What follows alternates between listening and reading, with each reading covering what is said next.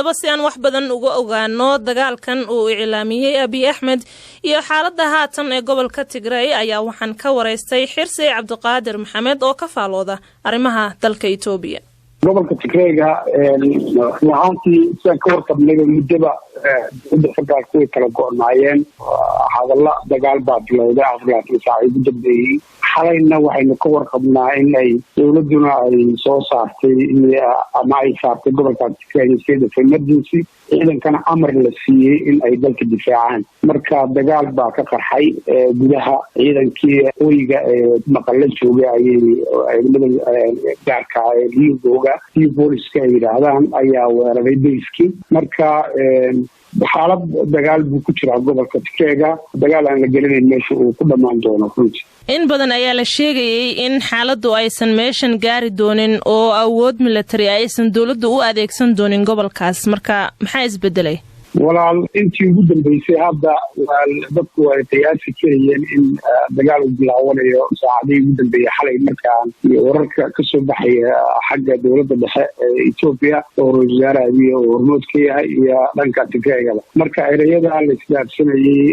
qolada kale waxay ka wareysay inay soo weerarayso marka qolada kale inay ka horeysay damacday qoladan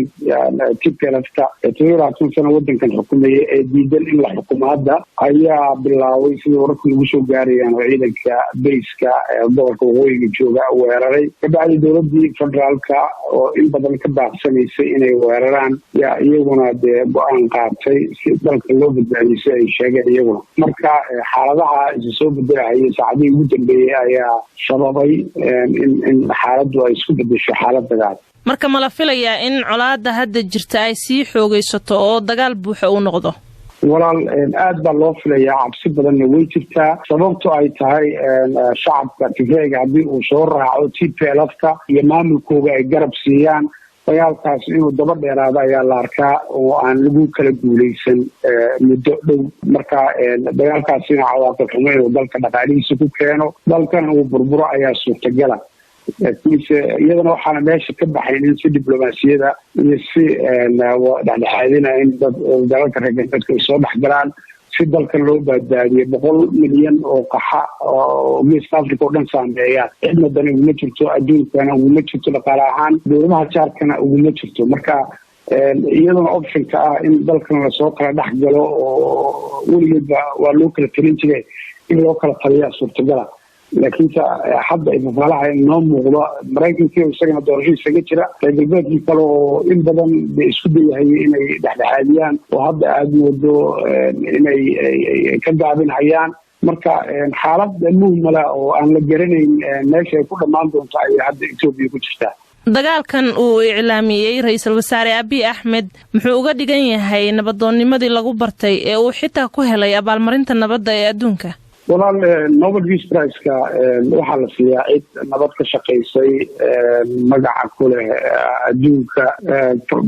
Nobel Peace Prize-ku saasuu ahaa laakiin xaaladda hadda uu dalka ku jiro wax ka duwan bay noqotay isaguna sumcad ahaan uma fiicna in uu dagaal la galo dalka gudihiisa ah sharaftiisa iyo sumcaddii uu ku yimi